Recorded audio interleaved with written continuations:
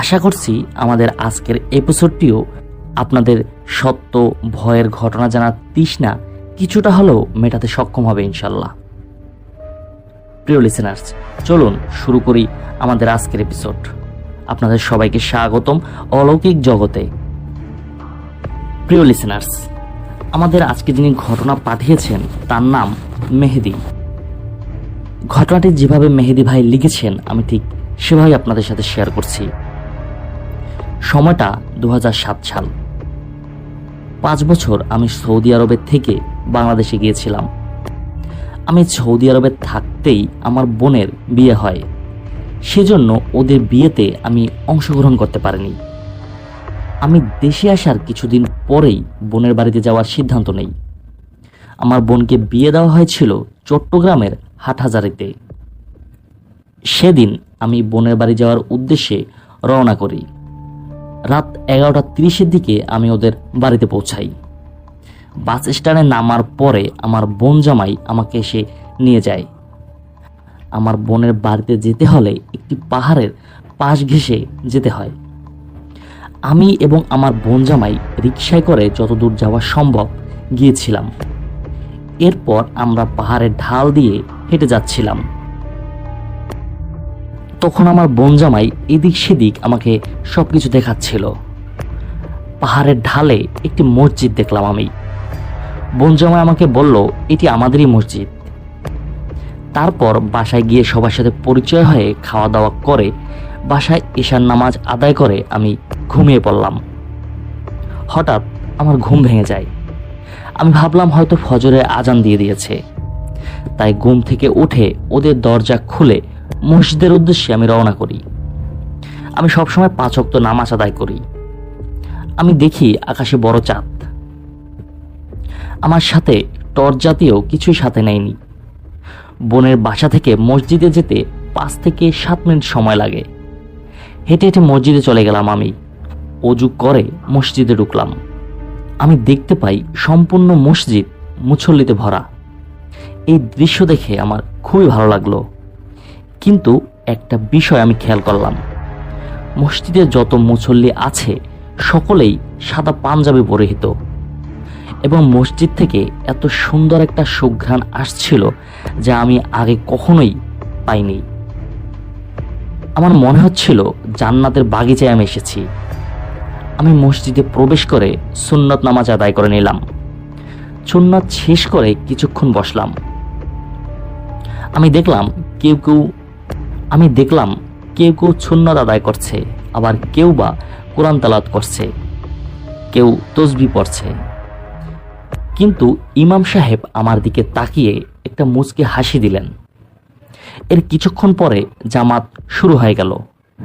জামাতের সাথে ফজরের নামাজ আদায় করলাম। আমি মুগ্ধ হয়ে ইমাম সাহেবের তেলাওয়াত শুনছিলাম। এত সুন্দর যা বলে বোঝাতে পারবো না।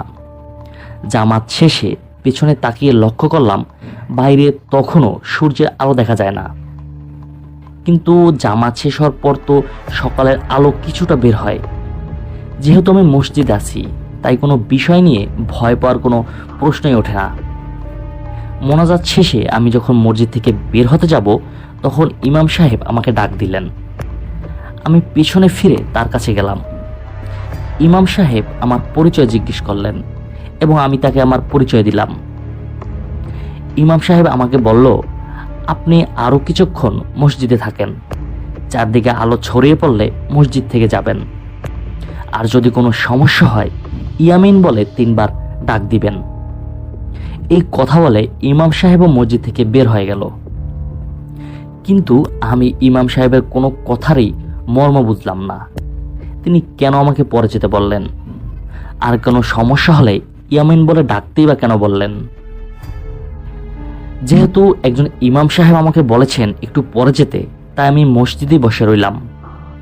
অবাক করা কাণ্ড, প্রায় 20 মিনিট পরে একজন মুরব্বী মসজিদে আসলেন। তিনি আমার থেকে আমার পরিচয় নিলেন এবং আজান দিলেন। আজান শেষে তাকে বললাম যে, কাকা, মসজিদে তো জামাত হয়ে গেছে, আর আপনি এখন আজান দিচ্ছেন কেন? আমার এই কথাটি শুনে ওই কাকা আমার দিকে এক দৃষ্টিতে তাকিয়ে রইলেন। তিনি বললেন, তুমি কি বলছো এসব বাবা? এখন তো আজানের সময় হয়েছে, নামাজ কখন শেষ হলো? তখন আমি আর মুরব্বীর সাথে তর্ক করিনি। আজানের কিছুক্ষণ পরেই গ্রামের নামাজি ব্যক্তিরা মসজিদে চলে আসলো, সেই সাথে আসলো ইমাম সাহেব, এবং কিছুক্ষণ পরেই মসজিদে আবারও জামাত হলো। আমি তখন দ্বিতীয় জামাতেও শরীক হলাম। জামাত শেষ করে মসজিদের ইমাম সাহেবকে সব ঘটনা আমি খুলে বললাম। সে আমাকে অভয় দিয়ে বলল, আপনি জিনদের সাথে নামাজ আদায় করেছেন, ওরা সকলেই ভালো জিন, তাই আপনার কোনো ক্ষতি ওরা করেনি।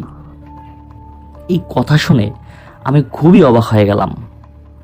মনের ভেতর যদিও কিছুটা ভয় কাজ করছিল, তবে ভালো লাগছিল এই ভেবে জিনদের ইমাম সাহেবের ব্যবহারটা অসাধারণ ছিল। এরপর আমি বোনের বাসায় চলে যাই। হাটহাজারী এলাকাটা ঘুরে ঘুরে দেখছি, সবার সাথে আমার পরিচয় হয়েছিল। ওখানে যাওয়ার 3 দিন পরে জানতে পারি আমার বোন জামের বড় ভাই মাহবুব ভাই 2 বছর ধরে অসুস্থ। কোনো চিকিৎসা করে নাকি ওনার উন্নতি হচ্ছে না, এমনকি ডাক্তারেরাও কোনো রোগ ধরতে পারছিল না।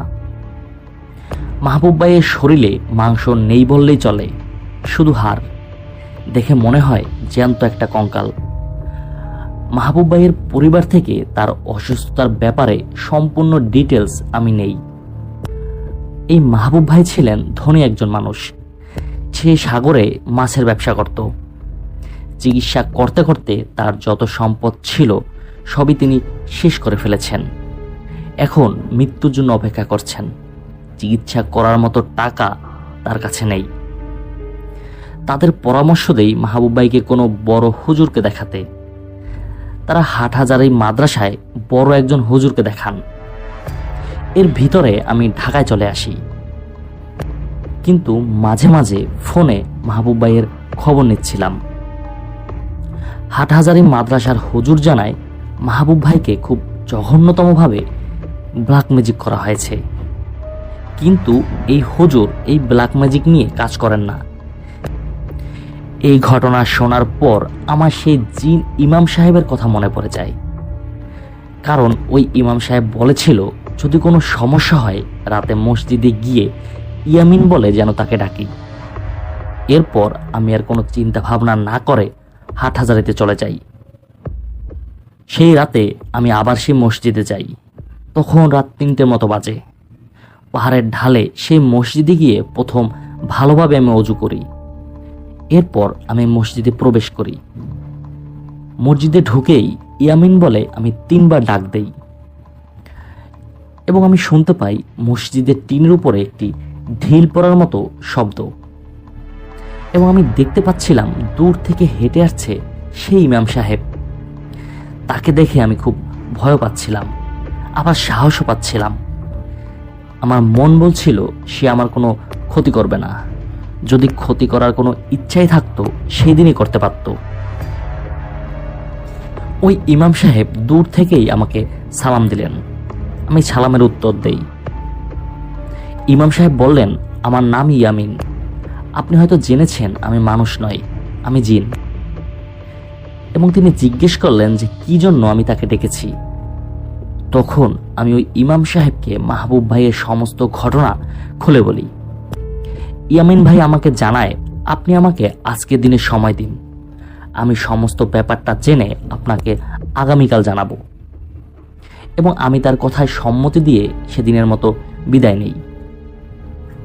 আমি প্রায় 2 ঘন্টার মতো তার সাথে কথা বলেছি।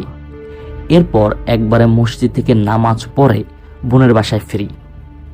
এই 2 ঘন্টায় ওই ইমাম সাহেবের সাথে আমার একটি বন্ধুত্বপূর্ণ সম্পর্ক গড়ে ওঠে। পরদিন ঠিক একই সময়ে আমি মসজিদে গিয়ে ইমাম সাহেব সহ আরও অনেক মুসল্লিকে দেখতে পাই। এরা সকলেই জিন। এরা সাধারণ মানুষের মতোই নামাজ পড়ে বের হয়ে যায়। নামাজ শেষে আমি এবং ইমাম সাহেব মসজিদে বসে পড়ি।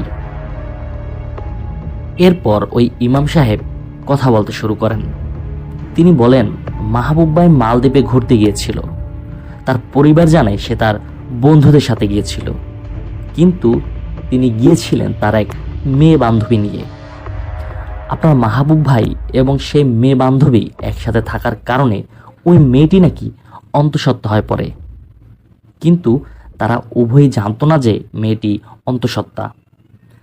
ওই বাচ্চাটির বয়স 4 মাস হওয়ার পরে তারা এই বিষয়টি জেনেছিল। মেয়েটিকে আলাদা একটি বাসায় রেখেছিল আপনার ভাই। বাচ্চাটি জন্ম নেওয়ার পরে তাকে জীবিত অবস্থায় সাগরে ফেলে দেওয়া হয়েছে। এই সাগরে ফেলে দেওয়ার দৃশ্য একদল ভালো জিন দেখেছিল। এই দৃশ্য দেখে তারা এটি সহ্য করতে পারেনি। কিন্তু এর ভিতরেই আপনার ভাইয়ের যিনি বিজনেস পার্টনার ছিলেন তার সাথে আপনার ভাইয়ের ঝগড়া হয়। এক পর্যায়ে তারা দুজন আলাদা ব্যবসা শুরু করে, কিন্তু আপনার ভাই ব্যবসায় ভালো ছিল, আর সেই বিজনেস পার্টনারের ব্যবসা খুবই খারাপ যাচ্ছিল। সেই রাগে ক্ষোভে আপনার ভাইকে সে কালো জাদু করে। এক তান্ত্রিকের মাধ্যমে কালো জাদু করা হয়। 41টি বদ জিন আপনার ভাইয়ের পেছনে চালান করে দেয়া হয়। যে ভালো জিনরা ওই বাচ্চাটিকে সাগরে ফেলতে দেখেছিল তারাও এই খারাপ জিনদের সাথে যুক্ত হয়। এখন এই জিনদের ভালো ও খারাপ দল মিলে আপনার ভাইয়ের পেছনে লেগে পড়েছে। ওরা চায় আপনার ভাইকে তিলে তিলে শেষ করে দিতে। এই কথাগুলো শুনে আমি খুবই অবাক হয়ে যাই। আমরা কথা বলছিলাম, এর মধ্যেই পিছন থেকে সেই চাচা মসজিদে আজান দিতে আসলেন। আমি যখন পিছনে তাকালাম যে কে আসছে এটি দেখার জন্য, এবং চাচাকে দেখে যখন আবার সামনে তাকাই, আমি দেখি ওই ইমাম সাহেব আর নেই। তখন আমার খুব খারাপ লাগছিল। সমস্যার সমাধানের পরটি আমি জানতে পারলাম না। সেদিনও নামাজ আদায় করে বোনের বাসায় ফিরে গেলাম।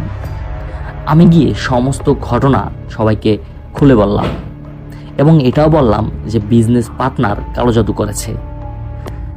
তার মেয়ে বন্ধুকে নিয়ে মালদ্বীপে যাওয়ার ঘটনাটা আমি আর কাউকে বললাম না। তবে আমি মাহবুব ভাইকে মালদ্বীপের ঘটনাটি বলি, এবং মাহবুব ভাই খুব আফসোস করেন।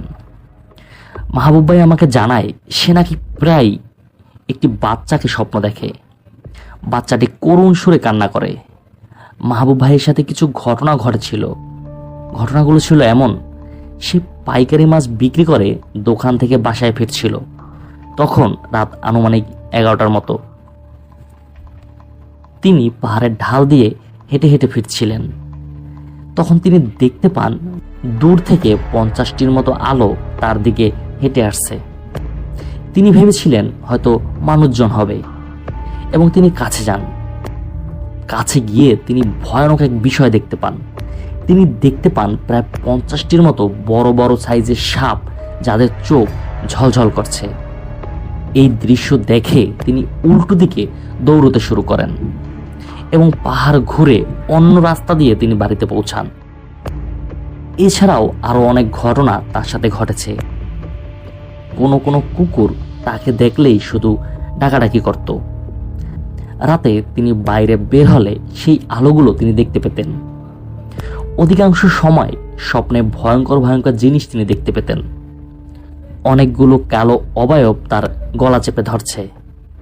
তিনি যখন ভাত খেতে বসতেন, ওই ভাত থেকে তিনি দুর্গন্ধ পেতেন। এভাবে করে আস্তে আস্তে মাহবুব ভাই অসুস্থ হয়ে পড়েন। কোনো মতে তার জীবনটা নিয়ে তিনি বেঁচে আছেন। যাই হোক, এর পরের রাতে আমি আবারও মসজিদে যাই। তবে সেদিন রাতে একটু আগে গিয়েছিলাম। ইয়ামিন সাহেবকে স্মরণ করতেই তিনি উপস্থিত হয়ে যান। এরপর ওই ইমাম সাহেব আমাকে জানান এই সমস্যার সমাধান করা যাবে, তবে খুব কষ্ট হবে।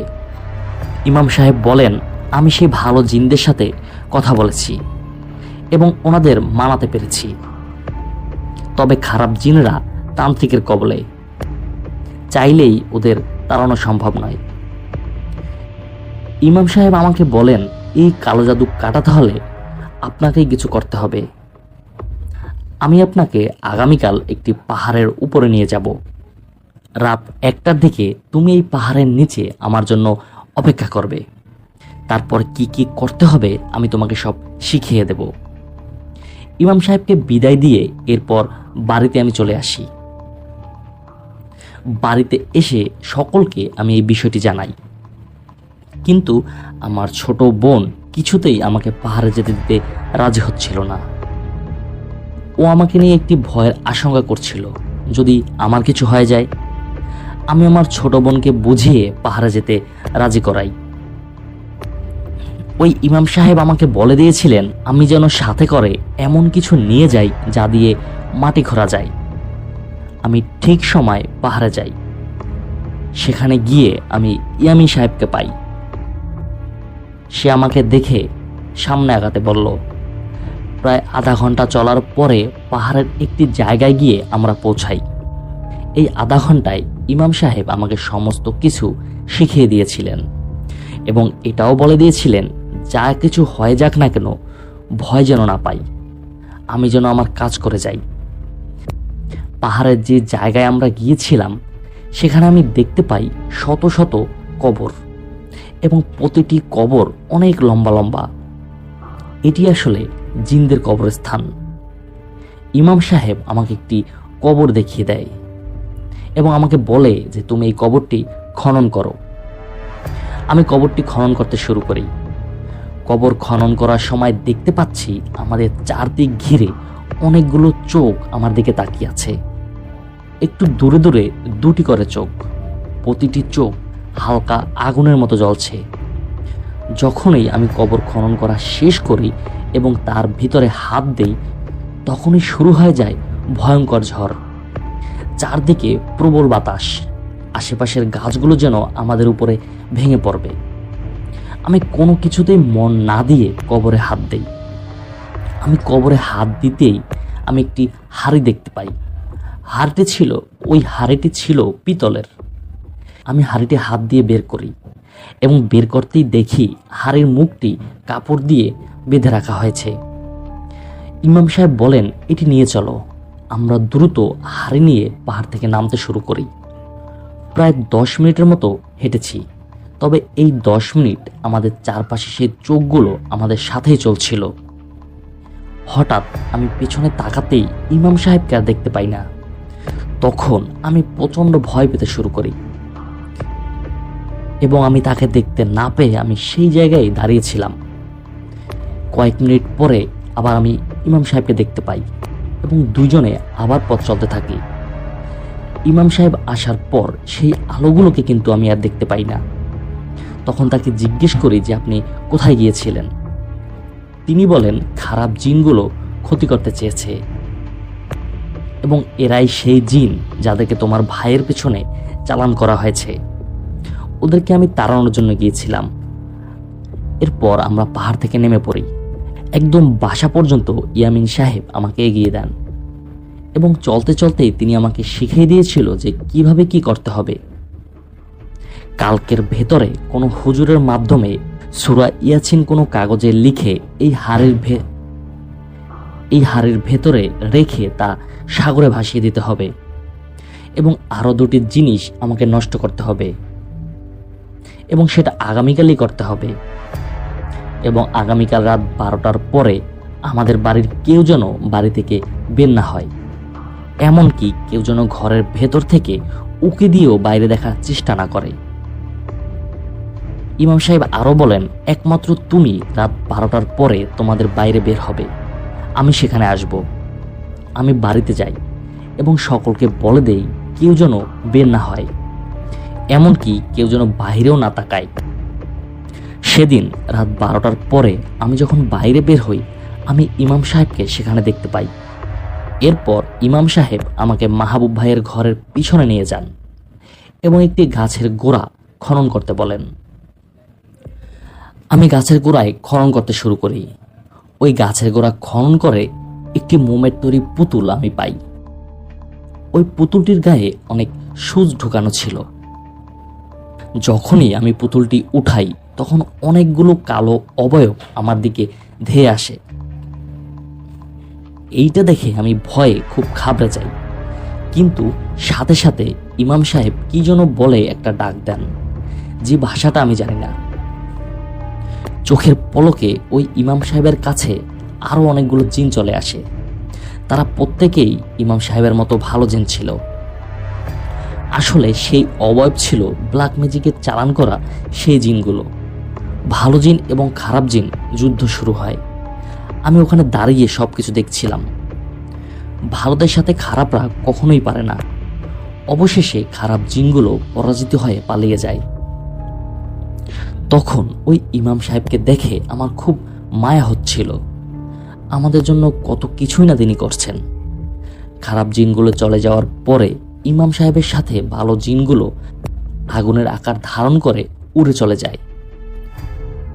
এরপর ওই ইমাম সাহেব আমার কাছে এসে বলে, এখন এই সুচগুলো পুতুল থেকে বের করে ফেলো এবং আমি চলে যাওয়ার পরে পুতুলটিকে আগুনে পুড়িয়ে ফেলবে এবং আরও একটি কাজ করবে, তা হলো তোমার মাহবুব ভাই যেখানে ঘুমায় সেখান থেকে ঘরের বাইরে খুঁটির কর্নারে মাটি খুঁড়বে এবং সেখানেও কয়েকটি তাবিজ পাবে। তাবিজের মাদলি থেকে কাগজগুলো বের করে কেরোসিন দিয়ে তা জ্বালিয়ে দেবে। তিনি আরও বলেন, তোমার মাহবুব ভাইকে বলবে তিনি যেন আল্লাহর দরবারে তওবা করেন, সে যেন কোনোদিন আর কোনো পাপ কাজে জড়িত না হয়। তুমি ভালো একজন মানুষ, তাই তোমার দিকে লক্ষ্য করে তোমার ভাইকে আমি সাহায্য করলাম। এখন আমি চললাম, ভালো থাকবে, আর কোনো প্রয়োজন হলে স্মরণ করবে। এই বলে ইমাম সাহেব আমাদের বাড়ি থেকে হেঁটে চলে গেলেন। আমি ওনার হেঁটে চলে যাওয়া দেখছিলাম। কিছু দূর গিয়ে আগুনের গোলা ধারণ করে উড়ে যায়। এরপর আমি সেই পুতুলটি পুড়িয়ে ফেলি এবং পরদিন সকালে সেই তাবিজগুলো উঠাই এবং সেগুলো নষ্ট করে ফেলি। এর 2 মাসের ভেতরে মাহবুব ভাই সম্পূর্ণ সুস্থ হয়ে যান। এরপর আমি ঢাকায় ফিরে আসি। একদিন জুমার নামাজ আদায় করতে জাতীয় মসজিদ বাইতুল মোকাররমে গিয়েছিলাম। নামাজ শেষ করে পেছনে গিট দিয়ে যখন বের হই তখন আমি ইমাম সাহেবকে দেখতে পাই। তাকে আমি জড়িয়ে ধরেছিলাম। এরপর প্রায় মাঝে মাঝে তার সাথে আমার দেখা হয়। আমাদের মাঝে খুব ভালো একটি বন্ধুত্ব হয়েছে। এখন আমি কুয়েত প্রবাসী। এই কুয়েতে বসে আমি ইমাম সাহেবের সাথে 3 বার দেখা করেছি।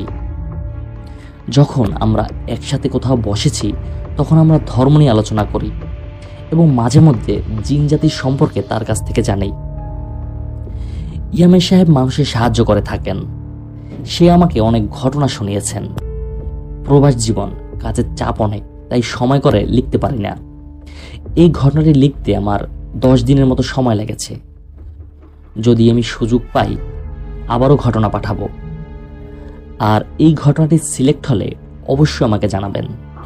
সকলের সুস্বাস্থ্য ও দীর্ঘায়ু কামনা করছি।